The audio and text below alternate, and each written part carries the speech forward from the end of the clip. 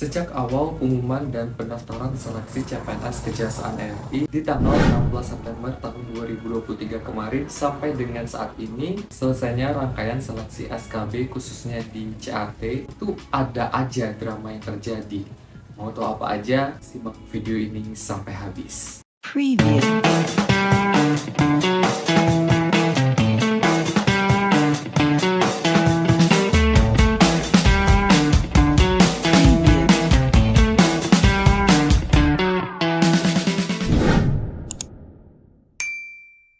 Kalau kita bicara masalah pendaftaran seleksi CPNS, itu ada aja gitu drama yang terjadi di tiap tahunnya.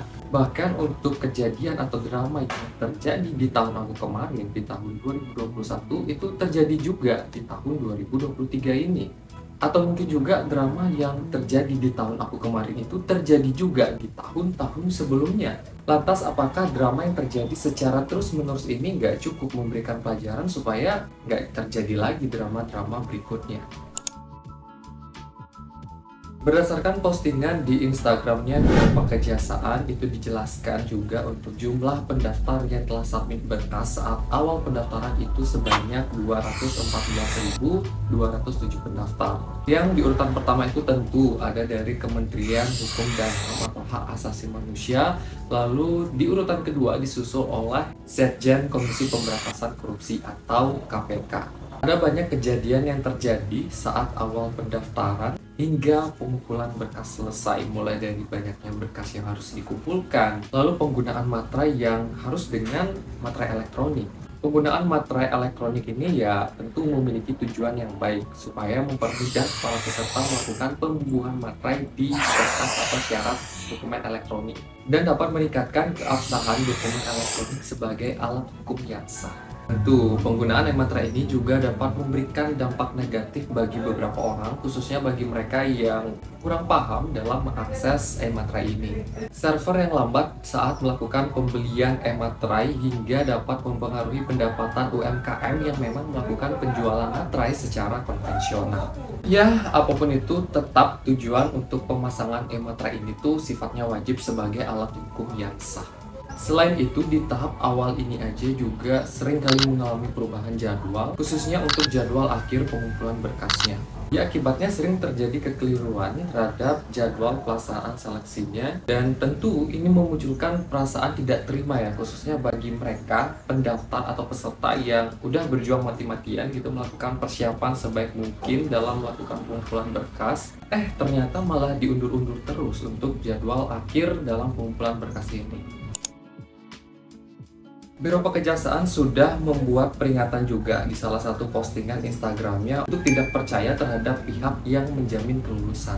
Kami dalam hal ini, Kejaksaan RI tidak mentoleransi adanya praktik perjokian. Selain diblokir, baik joki maupun pengguna jasa joki akan kami tidak lanjuti dengan proses hukum yang berlaku. Peringatan di Instagram ini juga sudah dilakukan peringatan ketika kalian melakukan pendaftaran di awal dalam surat pernyataan yang sudah kalian tanda tangan dan juga berikan materai itu juga sudah dijelaskan bahwa bersedia dibatalkan kelulusannya jika pada waktu melamar atau selama proses seleksi dengan sengaja memberikan surat keterangan atau dokumen yang tidak benar, termasuk jika pada proses seleksi dengan sengaja melakukan perbuatan yang nyata-nyata melanggar persyaratan sebagaimana ditentukan.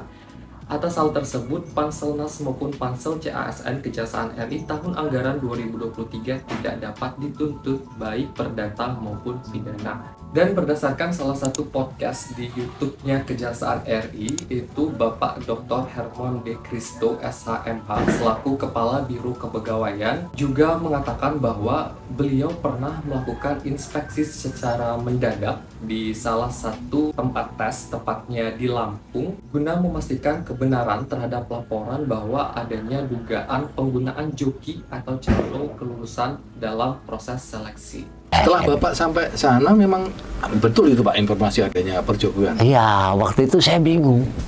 Kenapa? Ini fotonya sama. Jadi waktu verifikasi ini nggak muncul. Waktu verifikasi? Nah, verifikasi ini nggak bisa terdetek lah. Ya. Nah, waktu itu timbul ide saya. Mungkin satu-satunya tinggal tanda tangan ya, saya sampaikan. Jadi waktu itu saya suruh tanda tangan lah. Jadi waktu absensi mereka tanda tangan, kita cocokkan tanda tangannya, sehingga ditemukan juga ada berapa orang ya. Tapi karena situasi waktu itu memang mendadak segala macam dan waktu juga sudah mepet, ya kami kasih kesempatan untuk masuk, tapi pakai berita acara. Jadi ke depan supaya kalau ada hal-hal yang tidak diinginkan atau muncul kecurangan, kami punya pegangan berita acara. Nah, kemudian kami mendapatkan info itu, kami langsung ke Polda juga ya, untuk memastikan bahwa ini tetap diproses secara hukum. Dan dari situ kita dapat melihat bahwa Kejaksaan RI ini nggak main-main ya terhadap adanya pelanggaran penggunaan jasa atau joki kelulusan. Oleh karena itu, Kejaksaan RI juga memperoleh beberapa penghargaan ya, salah satunya NSPK atau Norma Standar Prosedur Kriteria yang terbaik dari BKN atau Badan Kepegawaian Negara. Untuk jumlah peserta yang bisa lanjut ke tahap SKB dari SKD itu kan 3 kali dari kuota utama ya. Nah misalkan nih kuota utamanya itu 2000 ya, kuota utama tuh maksudnya jumlah peserta yang nanti dinyatakan lolos jadi PNS. Berarti 3 kali dari 2000 itu kan 6000 peserta ya, berarti 6000 peserta itu bisa lanjut ke tahap SKB. Tapi nyatanya nggak cukup atau masih kurang. Kejadian ini bisa dilihat dari formasi ahli pertama jaksa yang seharusnya untuk jumlah peserta lanjut ke SKB itu adalah 6.000, tapi nyatanya sebanyak 3.934 peserta. Hal itu disebabkan karena yang lolos passing grade di SKD ini ya hanya sebesar 3.000-an peserta itu tadi. Ya kita tahu juga ya, untuk aturan main di SKD itu sebenarnya aku juga udah pernah bahas di beberapa video aku sebelumnya. Nah, kalau kalian mau lanjut ke SKB itu harus lolos passing grade di setiap subtas pada SKD, barulah nanti dilakukan pemeringkatan. Nah, tapi di formasi ahli pertama jaksa ini yang lolos passing grade aja sebanyak 3.000-an tadi. Ya, nggak heran jika ada peserta yang nilainya itu lebih tinggi, tapi karena memang ada satu subtas yang nggak lolos passing grade, ya dia nggak bisa lanjut ke tahap SKB. Tapi ada peserta yang nilainya itu lebih rendah, dan dia lolos passing grade semuanya di setiap subtas SKD-nya, ya dia berlanjut ke tahapan berikutnya. Sehingga kejadian ini memberikan peluang yang cukup besar ya untuk bisa diangkat menjadi PNS, khususnya di formasi ahli pertama jaksa, karena persaingannya itu nggak begitu banyak. Oke, mungkin itu tadi sedikit kejadian atau drama yang terjadi selama proses seleksi sampai dengan tahap ini. Sebenarnya ada banyak banget juga kejadian yang terjadi, tapi itu lebih ke teknis-teknisnya aja. Dan nanti setelah pengumuman final, aku rasa akan muncul lagi drama-drama atau kejadian-kejadian yang baru. Ya, kita lihat aja nanti.